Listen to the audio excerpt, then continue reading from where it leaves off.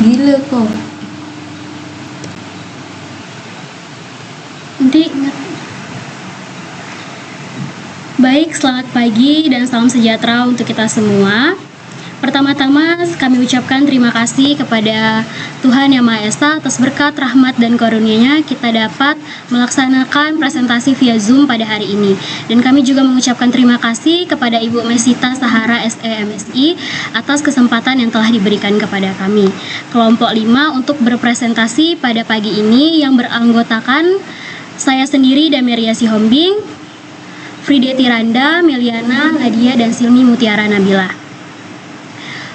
Untuk memulai presentasi kami pada hari ini, saya akan membacakan pendahuluannya terlebih dahulu, yaitu distribusi dan promosi merupakan dua komponen utama dalam pemasaran. Distribusi memastikan produk tersedia dan dapat diakses oleh konsumen, sedangkan promosi membantu memperkenalkan dan meningkatkan minat pembeli. Keduanya bekerja secara bersamaan untuk mendukung keberhasilan perusahaan dalam mencapai target pasar dan meningkatkan penjualan. Untuk selanjutnya yaitu pengertian distribusi yang akan dijelaskan oleh rekan saya Meliana. Kepada Meliana saya persilakan. Baik, terima kasih kepada Dameria. Di sini saya akan menjelaskan tentang pengertian distribusi.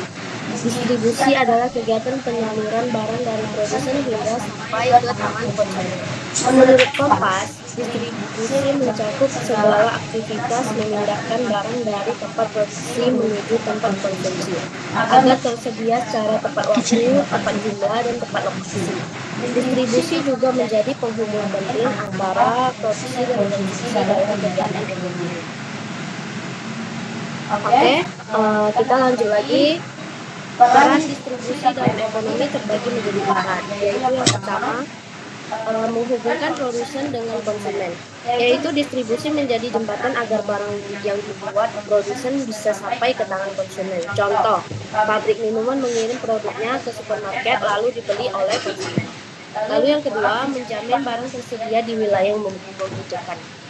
Distribusi memastikan barang tidak hanya ada di tempat produksinya, tetapi juga sampai ke daerah lain yang memerlukan. Contoh, beras dari daerah penghasil misalnya Jawa Tengah dikirim ke kota-kota besar seperti Jakarta ataupun Surabaya.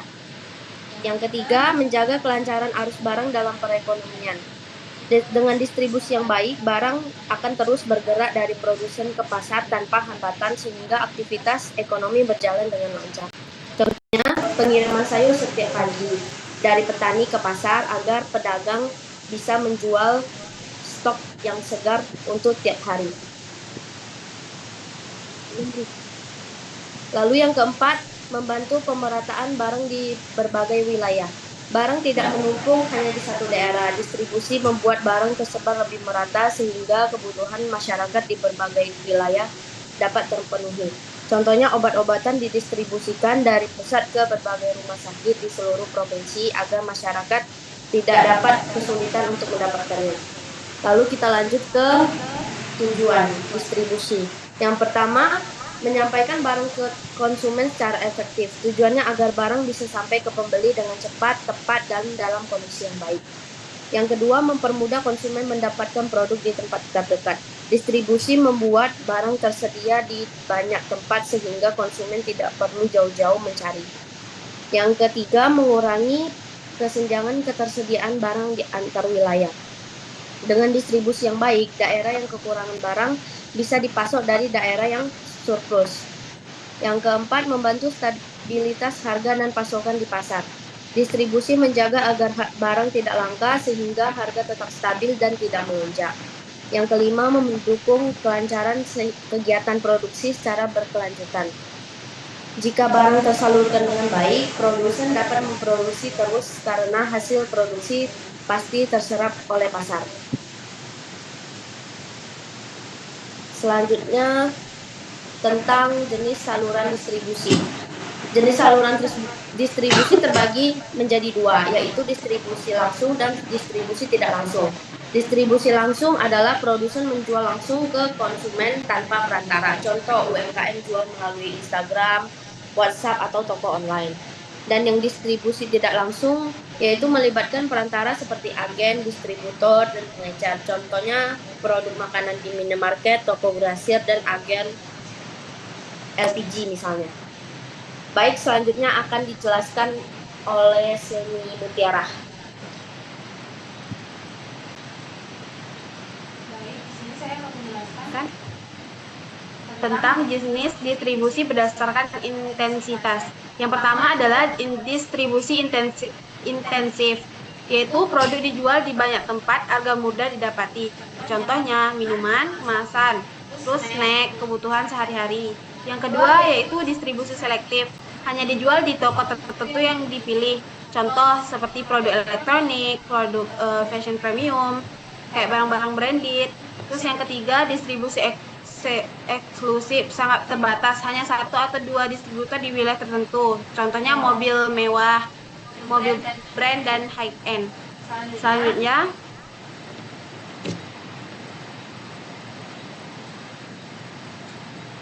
faktor yang mempengaruhi distribusi. Yang pertama adalah karakteristik produk, yaitu mudah rusak, berat, ukuran atau membutuhkan penyimpanan khusus. Yang kedua, lokasi pasar dan jarak. Semakin jauh pasar, semakin kompleks saluran distribusinya. Yang ketiga, kemampuan perusahaan, modal, fasilitas, kendaraan, dan jaringan distribusi. Yang keempat, kebiasaan konsumen.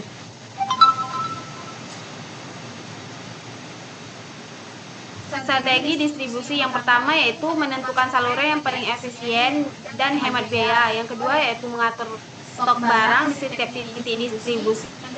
Yang ketiga menentukan wilayah dan jangkauan pasar. Yang keempat menggunakan teknologi seperti GPS, e-commerce, kurir online, dan yang terakhir yaitu bekerja sama dengan mitra distributor, reseller, atau agen.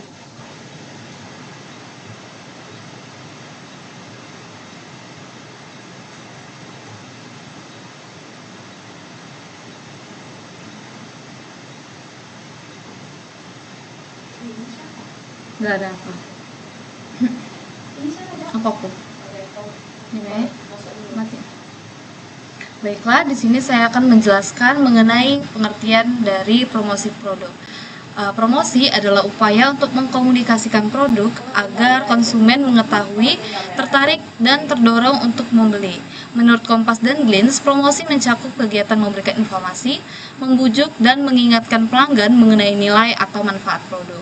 Jadi secara sederhana, promosi itu adalah cara perusahaan menghubungi kita sebagai konsumen.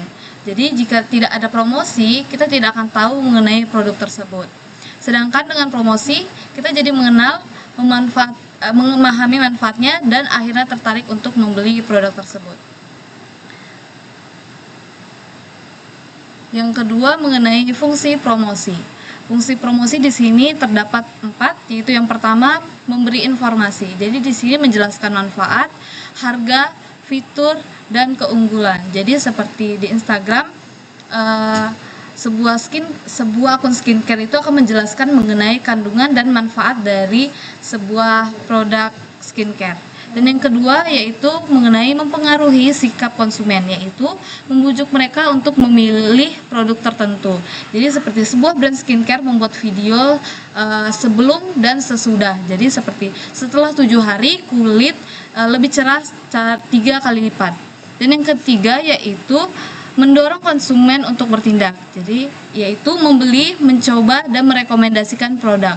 Jadi ini seperti Alfamart memberikan promo yaitu diskon 50% untuk member hari ini saja. Jadi banyak orang yang tadinya tidak berniat berbelanja, jadi langsung datang untuk memanfaatkan diskon yang hanya ada pada hari itu saja. Dan yang terakhir, fungsi promosi yaitu membangun citra merek, yaitu membuat merek lebih dikenal dan dipercaya. Seperti Starbucks yang mempromosikan foto minuman atau makanannya itu di Instagram dengan desain yang estetik. Jadi ini membuat brand itu terlihat lebih premium. Dan selanjutnya mengenai tujuan promosi. Di sini ada beberapa tujuan promosi. Yang pertama yaitu meningkatkan volume penjualan, dan yang kedua menarik konsumen baru dan memperluas pasar, dan yang ketiga memperkenalkan produk baru, dan yang keempat membentuk loyalitas pelanggan, dan yang kelima menghadapi persaingan dengan menonjolkan keunggulan, dan yang terakhir yaitu meningkatkan komunikasi antara perusahaan dan konsumen. Selanjutnya di sini kita akan membahas mengenai bauran promosi. Yang pertama, advertising atau iklan, yaitu melalui media seperti TV, radio, billboard, Instagram Ads, dan TikTok Ads. Dan yang kedua, sales promotion atau promosi penjualan, yaitu seperti diskon, voucher, cashback, hadiah, dan bundling. Dan yang ketiga, melalui personal selling, yaitu seperti tatap muka, sales door to door, konsultan produk. Dan selanjutnya melalui public relation atau humas, yaitu seperti event, press release, dan liputan media. Selanjutnya yaitu digital marketing. Melalui digital marketing yaitu seperti SEM, SEO, konten media sosial, influencer marketing, dan email marketing.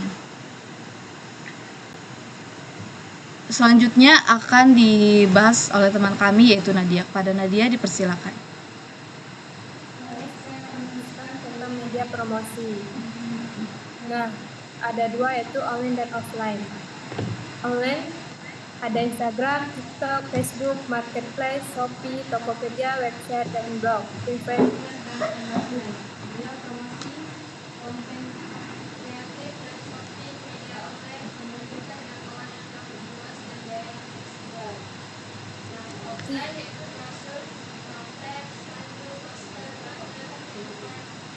Dan kreatif, live shopping, online, spanduk, poster, banner, event, pamflet. Selanjutnya, strategi promosi yang efektif. Pertama, menentukan target pasar yang jelas. Kedua, membuat pesan promosi yang menarik dan mudah diingat. Ketiga, memilih media promosi yang tepat sesuai karakter konsumen. Keempat, menentukan anggaran promosi yang realistis. Kelima, melakukan evaluasi. Apakah promosi meningkatkan penjualan dan awareness. Dan selanjutnya, hubungan distribusi dan promosi. Yang pertama, promosi tidak akan efektif jika produk tidak tersedia di tempat pembelian, distribusi lemah. Kedua, distribusi akan berjalan lebih baik jika promosinya kuat sehingga konsumen mencari produk tersebut. Nah, ketiga, keduanya saling mendukung untuk meningkatkan penjualan dan memperluas pasar. Selanjutnya akan dibahas oleh Dame. Baik, yang selanjutnya adalah contoh kasus UMKM. Kita ambil contoh seperti UMKM minuman kekinian. Untuk kegiatan promosinya menggunakan TikTok, postingan video, kolaborasi dengan influencer lokal, dan untuk kegiatan distribusinya membuka seller di setiap kecamatan dan menyediakan layanan kurir online. Ketika promosi dan distribusi itu dilakukan, maka penjualan meningkatkan, jangka pasar makin luas, dan brand lebih dikenal. Baik teman-teman dan ibu, hanya itu yang bisa kami sampaikan. Maka dari PPT atau presentasi kami pada pagi hari ini, kami menarik kesimpulan bahwa distribusi produk dan promosi produk merupakan dua elemen penting dalam strategi pemasaran yang saling melengkapi. Distribusi berfokus pada bagaimana produk dapat sampai kepada konsumen secara tepat waktu, tepat jumlah, dan dilokasikan sesuai melalui pemilihan saluran distribusi yang efektif. Sementara itu, promosi bertujuan untuk mengkomunikasikan keunggulan produk, membangun kesadaran, serta mempengaruhi minat dan keputusan pembelian konsumen melalui berbagai media seperti periklanan, promosi penjualan, personal selling, dan digital marketing. Jika keduanya diterapkan secara terpadu, perusahaan dapat meningkatkan jangka pasar, memperkuat hubungan dengan konsumen, serta meningkatkan penjualan dan daya saing produk di pasar. Baik, hanya itu yang bisa kami sampaikan pada siang hari ini. Terlebih terkurang kami mohon maaf. Sekian dan terima kasih. Selamat siang.